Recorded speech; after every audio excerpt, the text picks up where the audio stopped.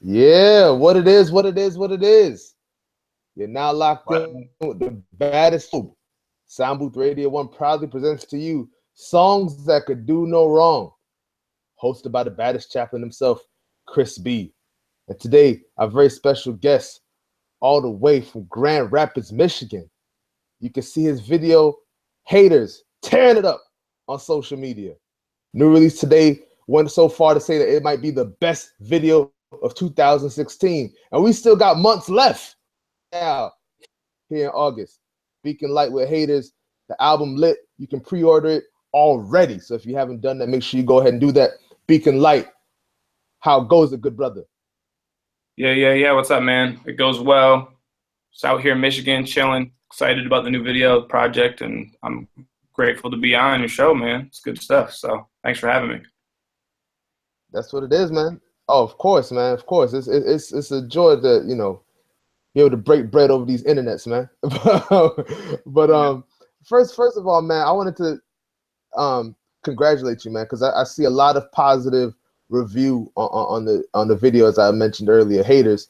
When you think about it as an MC, people always jump in on it. Like when the first time they hear about you, they think you just came out. But everybody knows for you to even get to this level, and it for some time, man. So take us back to the genesis of it, man. How long you been working out here, man?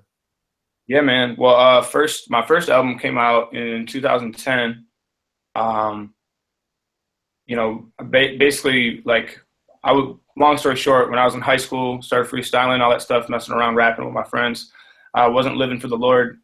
When I was 19, I got saved, put music down, and then God brought it back into my life and kind of put it on my heart to use it for Him. And so that was a hit ago, bro. So I started recording and writing. I've been doing it about probably 10 years.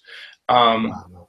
And so my first album came out in 2010 just because I was actually working at a summer camp and saw my music that I had like performed and written like impacting some kids. So I recorded it just because of that. And like there was no professional like drive, like in the sense of like, I mean, yeah, I wanted it to be good, but I didn't think like, oh man, it has to sound like, this like XYZ standard of being awesome, So my first couple albums were a little rough, you know what I'm saying, as far as some of the quality, I think. A little homemade. You said what? A little homemade? I said, yeah, but the Yeah. album's a little homemade. No, I mean, like production-wise, like from the mixing standpoint and all that, it wasn't terrible. It's just, I think me, like I had my own. I mean, everyone has their own insecurities as a person. So I think for me, like my own insecurity was more like on the vocal tip, like struggling with like my tone and finding it and all this other stuff, because I had like some producers in the past were like, oh, you should sound more like this or what, instead of like trying to coach my voice to be me. It was like Right. they were trying to recreate some other rapper that they heard with me. You know what I'm saying? Yeah. And so Yeah. that kind of like created some issues. So it's funny how like you grow as an artist and develop over the years to really find out, not even just as an artist, but as a human, like who you are, like who God made you to be. And so I feel like I find that out more and more every song I write, every project I work on. So yeah, man. Yeah, for sure, man, for sure. So, when did you make that transition? Like, were there artists that you were emulating because you're getting that coaching, and were you like, oh, I gotta sound like, I don't know, like you're from Michigan, so I'm guessing everybody want to sound like Eminem or Royce or somebody like Sure. that. Like, was there a real so now, I don't want to say insecurity. I know that was the word to use, but was there a whole sense of like, yo, I gotta sound like this guy if I'm gonna really get on? With no one's checking for my style. I gotta emulate a style, or were you confident enough to sort of bring your own style, even with all that? My thing was more so like I didn't want to sound like them. Like I don't want to be like, oh, you're the white guy that sounds like the only like dope white MC. Like, Yeah. So I had like because people already are like, oh, you're like the Christian Eminem, even though you don't sound like him at all. Like, so, Right. so I think my thing with that was more so like, I didn't want to sound like him. So that kind of drove me to try and find my own thing. But then in that, this other dude was like he would say stuff like, oh, you should make your voice more raspy. And like, he's a good friend of mine, but he's like, oh, you should make your voice more raspy. I'm like, dude, I don't have a raspy voice, bro. You know what I'm saying? Right. Like, I don't like, oh, it's DMX. Like, you know what I'm saying? Like, right. Like, I don't talk like that, bro. So, so it's like one of those things where like, you kind of like create this character and then fans hear it and they almost expect, you know, you can't just put out next album. All of a sudden you're like, yeah, what's up, bro? Speaking Light. When on your first album, we're like, yeah, bro, Speaking Light. Like, so it's like this, it was like this awkward journey, you know, of like figuring that out. But I think for me, like recently, like on this new album, even Haters, for example, I kind of just was like, I did actually all the vocals on this thing right here behind me. Okay. But yeah, so I mean, I recorded them here. This is my house, in my own studio. I have inside that closet. There's some like, you know, I don't know if you can even see it, but there's like foam and all that jazz in there to make sure the vocals are sounding nice. But as I was recording Haters, I just kind of just was like, you know what? I'm just gonna do whatever and like add whatever character I think is going to help this song the most. And so it kind of created like using my voice all different types of ways, from like even on the background on the chorus, like, you know, in the forefront of it, I say like, I love the haters, like I'm screaming it. But in the background, I'm like, right, I love the haters, you know, super deep and slurry and all that stuff. So kind of just playing with different things. Some layers. Yeah, layers, painting different colors on the song type vibe. So I think I've grown more secure in that instead of like trying to have a specific tone. It's just like, I'm just gonna be me and add a bunch of different character to it. So yeah, man. I mean, and I hope that encourages a lot of aspiring MCs. I know a lot of cats, especially, you know, and I'm not trying to sound like the old man get off my lawn. I'm really not trying to sound that way, Beacon. I really don't. But I feel like this MCs now have that sense of, yo, let me be creative and improvise in my own voice. Yeah. Right now, let me try to emulate that. And I think that kind of jams up the culture, you know? Yeah, no doubt. For sure, man. Yeah, man. For sure. I think it's important. Yeah, it is. It's really important, man. So I wanted to go back to the camp counselor MC that you were. I want to go back to that 2010, man. What were you rapping about with these kids, man? Because I know I've been and it's hard out there, man. You know, you're trying to keep everyone enjoying themselves. There's always a person who's homesick, whatever the situation is. What were you rapping about, man? I'm sure that gave you a lot of material for the kids, man. Yeah. I mean, I actually didn't write specific songs for them. It was songs that I'd already written. But like, I guess I saw I guess I saw like the relatability that was there with some kids being able to, like, I mean, obviously music and hip hop in general, or hip hop specifically, like speaks to, you know, urban culture. And so I was actually working at, it wasn't even an overnight camp. It was a day camp through a rescue mission. So all these kids were like, their parents had, basically in order to go to that camp, their parents either were in the mission or had to be in the mission at some point. Mm-hmm.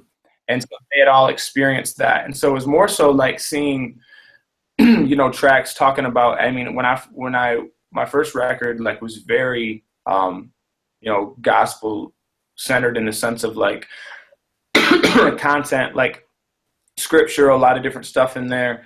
And I guess I saw more so like the hope that my songs and the word of God in my songs gave some of these kids in those situations. You know what I'm saying? Mm-hmm. And so it was more so that, like, that inspired me than anything. And like when it really clicked, we were actually, sorry, man, keep coughing. It's all good. We actually had an opportunity to take these kids out to Colorado for like $10 a piece or something like that for some other camp that we were like visiting. Yeah. And we were driving through the mountains, and one of my songs was playing, and it was about God's creation and how, like, he made it, but how he's also going to remake it. And I just saw these kids looking out the window, like kind of vibing on the music and staring at like the beauty of God's creation. And that was an inspiring moment for me, where it was like, I realized like, yo, I gotta record this whole thing and print it and give it to these kids. And then that also led to me doing other shows and all that stuff. Just people would just ask me to come in, and it kind of snowballed. So yeah, man. See, that's what I'm telling you, everybody out here, man. Don't despise humble beginnings. My man worked exactly where he was. You know what I mean? Everybody looking for that stage immediately, man. And it's a process. It's home cooking. It's slow cooking. You got to allow your craft to develop. So I want to salute that, man. That's really incredible. Yeah, no doubt. In fact, I think it's funny. I think it's a healthy thing for artists to, to have some fear of, almost not fear in a bad way, but like a healthy, humble fear of like that desire to just be on the stage, like straight up, Yeah. I think it's a good thing to test that. Like, and I was always, almost to the point of it being a fault, but always testing like, man, like, Lord, I like hip hop. Like, you sure you want me to do this? But I wanted to test the fruit to see like, yo, is what I'm doing actually impacting a life, or am I just doing this like for myself, And so I think that that's important for artists to do that. So. And I think that's not, I'll extend it even further, man. I think it's not only for artists, but I think anybody doing any kind of ministry, you know what I mean? Yeah. Because it's so easy to let your ambition cloud it. So you might start feeling kind of proud because you serve people at your local food pantry. Anything could be a moment of pride if you are taking your focus off of God being the impetus for why you do what you do, Yeah, so man. I want to ask you a little bit about this album, Lit, man. What, obviously the term lit, popular with kids and everything like that, but I want to know, you being a beacon light, sure, lit, are you flipping it? What's going on with this album, man? Yeah. Obviously, like you said, like it's a popular term. It's kind of one of those things where like you're speaking into culture and like people are intrigued by that word. But also like there's a deeper meaning to that. Like even the cover, I am Beacon Light, so it's kind of gimmicky on that, you know what I'm saying? But like even the cover, like it's like me standing there and there's like these blue flames that are coming out of like my hands, out of my chest, all this stuff. And so I think it's more so a concept of like, I'm not really, to be honest, I'm not really a fan of like, Christian acronyms. Like I think somebody had said something like for popular words, I guess I'm saying, not just Christian acronyms in general, but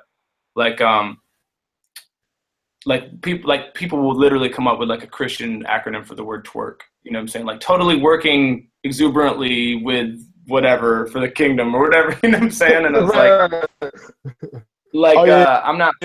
I'm not trying to do that with lit, bro. Like, it was more so like, but the concept of like the cover and all that stuff, these flames and all that stuff was really like imagining like, God working in you so much that it physically is visible, like manifesting on the outside, you know what I'm saying? And so, so like there you see the flames, but that's coming from the power that's within you, you know what I'm saying? Sure. So it's more so like along those lines, but also the album is just kind of, it's a little bit more like high energy, in your face, dope music. So it also matches the cultural trend of lit. So it's all those things together. But the deepest spiritual meaning of all of it is like, obviously we're called to be a light in the world, but what does that look like? It's about letting God work through you so much that people see that on the outside, so. Yeah, man. That's lovely, man. That's lovely. Tell us a little bit about the sound that we can anticipate when we listen to lit, man. Like what does it sound like? Some of the folks you're working with.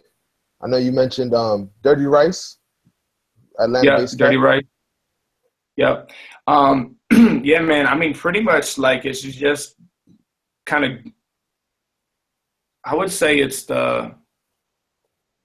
So in the process of making my music, it's probably the most urban sound I've had, because some people have been like, some of my sounds or my songs in the past have been a little bit more like they're like hip hop, but also like quite pop influenced almost, and it's very much so like in your face, like some darker tones, but like just really just banging 808s and banging beats and me rapping over them. And I try to be myself, like lyrically on all of that, in the sense of like I have a pretty diverse vocabulary, so I like to like weave in kind of like how Jay Givens, with like how he uses like his big vocab and like rhymes words together. Like there's an element of that type of like MC work, like flowing over like, I guess, like more gutter banging 808 beats than like Jay Givens, is a little bit more on like, the